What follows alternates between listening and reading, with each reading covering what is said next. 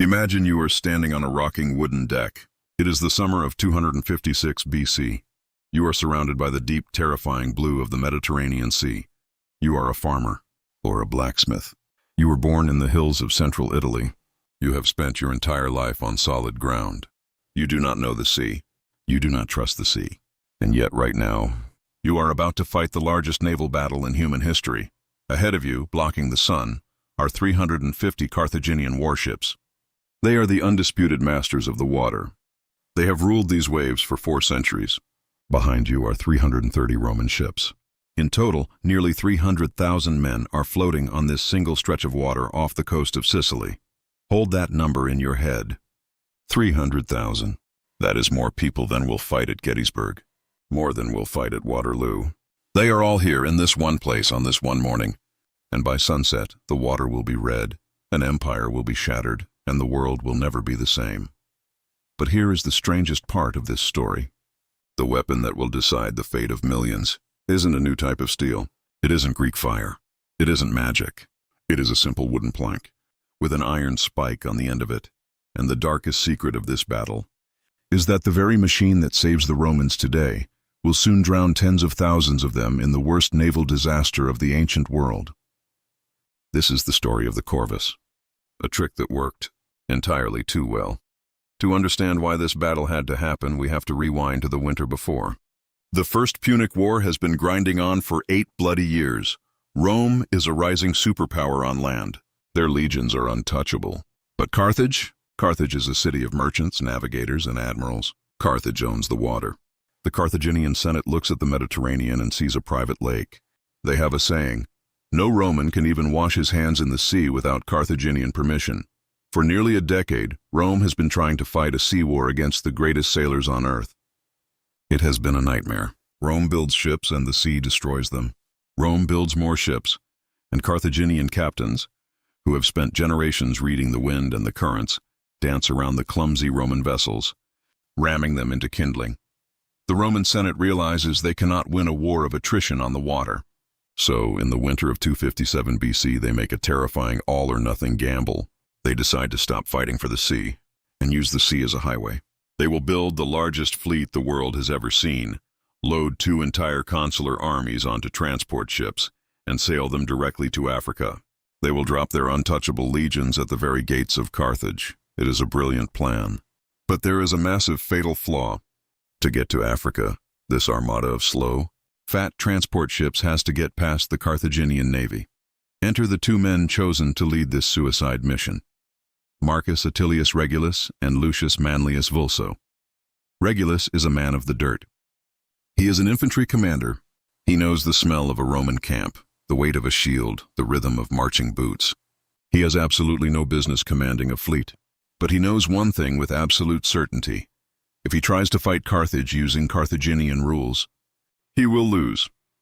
Naval warfare in the ancient world is a delicate, bloody ballet. It requires speed. It requires agility. Ships act like torpedoes.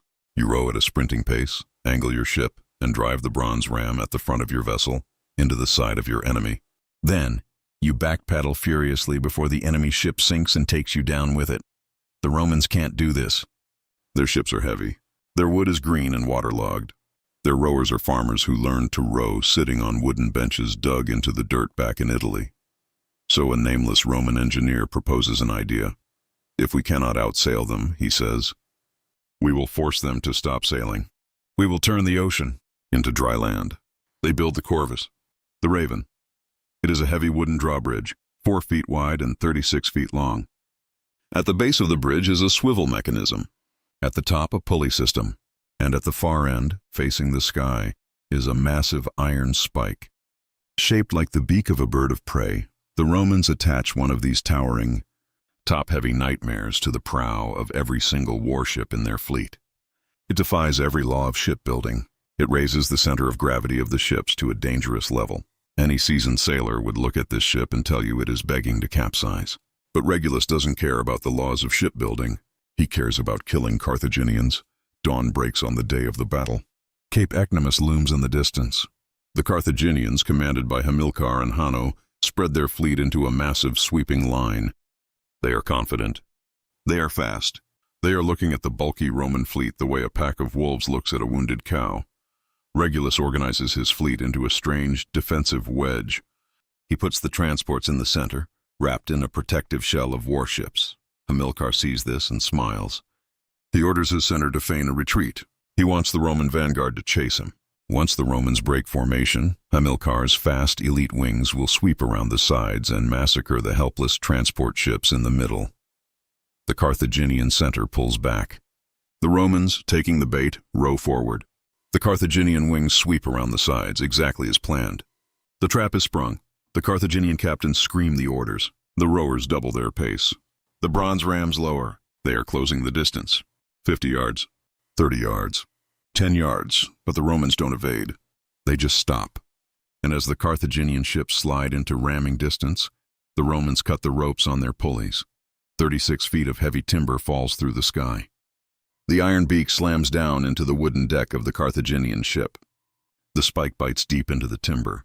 The two ships are suddenly, violently locked together. The Carthaginian captain screams to back oars, but they can't. They are anchored to a floating fortress. And then, the Carthaginian sailors look up.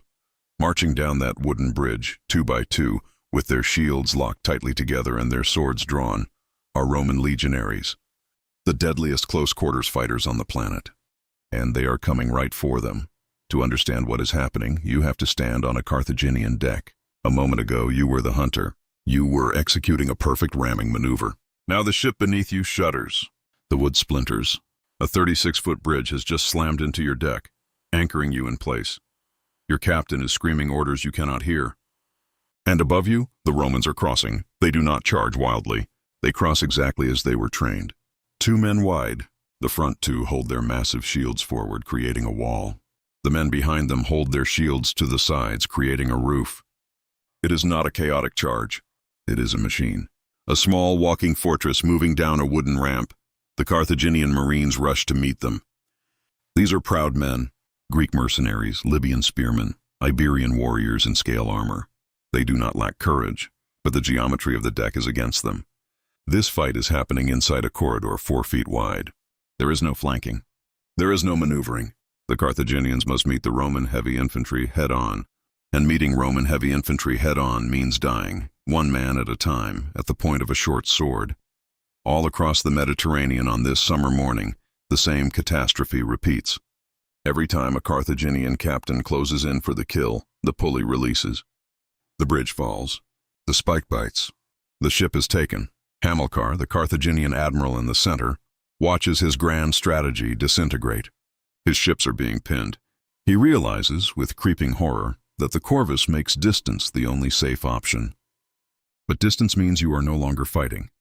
Distance means you are just sitting on the water, watching your comrades be slaughtered. On the wings, the Carthaginian flanking force finally reaches the Roman rear. For a terrifying 20 minutes, the slow, defenseless transport ships, the very belly of the Roman invasion, are exposed. If those transports sink, the army drowns. The war ends, but the Roman escort ships refuse to break formation. They form a wall of wood and bronze, and on the prow of every escort ship, the Raven waits. The Carthaginian captains face an impossible choice: close in to kill the transports and get locked by the spike, or withdraw. They withdraw. By early afternoon, the battle is over. It has not taken days. In the time it takes a modern person to eat breakfast and watch a movie, the naval balance of the ancient world has been completely overturned. If a gull were flying overhead, looking down at the sea between Sicily and Africa, it would not see 2 fleets. It would see a mosaic. Dozens of Carthaginian and Roman ships stitched together by iron beaks, drifting quietly on the tide. On the Roman decks, exhausted farmers turned marines lean against their shields. On the Carthaginian decks, there is only the specific, terrifying silence of men who realize they are about to become slaves. When the Roman consuls count the toll, the numbers are staggering.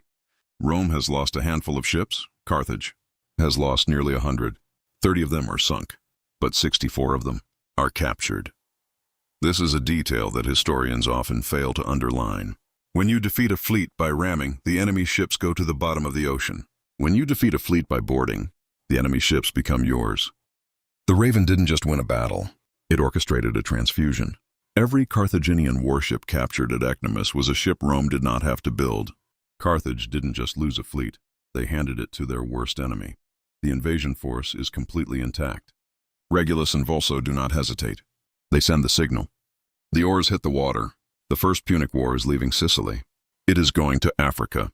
If the story ended here, the Corvus would go down in history as the perfect superweapon. But history is rarely that kind. History has a habit of punishing those who cheat its rules. Marcus Attilius Regulus, the consul who commanded this glorious victory, lands his army in Africa. He wins early battles. He looks invincible. But within 2 years, Carthage hires a Spartan mercenary named Xanthippus. Xanthippus reorganizes the Carthaginian army and massacres the Roman legions. Regulus, the man who watched the sea change hands at Ecnomus, is captured. He dies a prisoner in the very city he tried to conquer. But an even darker fate awaited the men he left behind. The Roman Senate, intoxicated by their victory at Ecnomus, decided the Corvus was their permanent answer to the sea. They kept bolting these heavy 36-foot towers to the prows of their ships. And then, the wind changed. The Mediterranean is notoriously unforgiving. When violent gales struck the Roman fleets in the years following Ecnomus, the fatal flaw of the Corvus was finally exposed. The massive weight at the front of the ships made them impossibly top-heavy. As the waves rose, the ships couldn't right themselves. They pitched forward. They rolled. In a single storm off the coast of Camarina in 255 BC, a Roman fleet of 364 ships was caught in a gale. Because of the Corvus, they could not maneuver. They could not ride the swells. 284 ships sank in a single afternoon. Over 100,000 men drowned. It remains one of the worst single-day maritime disasters in the history of the human race. More Romans died because of the Corvus than were ever killed by Carthaginian rams. The machine that saved the Roman Empire at Ecnomus turned around and butchered its creators. Within a decade, Rome quietly stopped building the Raven. It vanished from the historical record. But by then, its job was done. The true legacy of the Corvus wasn't that it was a flawless superweapon. It was a load-bearing crutch. It was a brutal, ugly, desperate piece of carpentry that allowed a nation of farmers to survive the ocean just long enough to learn how to actually sail. At the Battle of Cape Ecnomus, Rome proved that the sea, like everything else in this world, belongs to whoever is willing to rewrite the rules of the fight.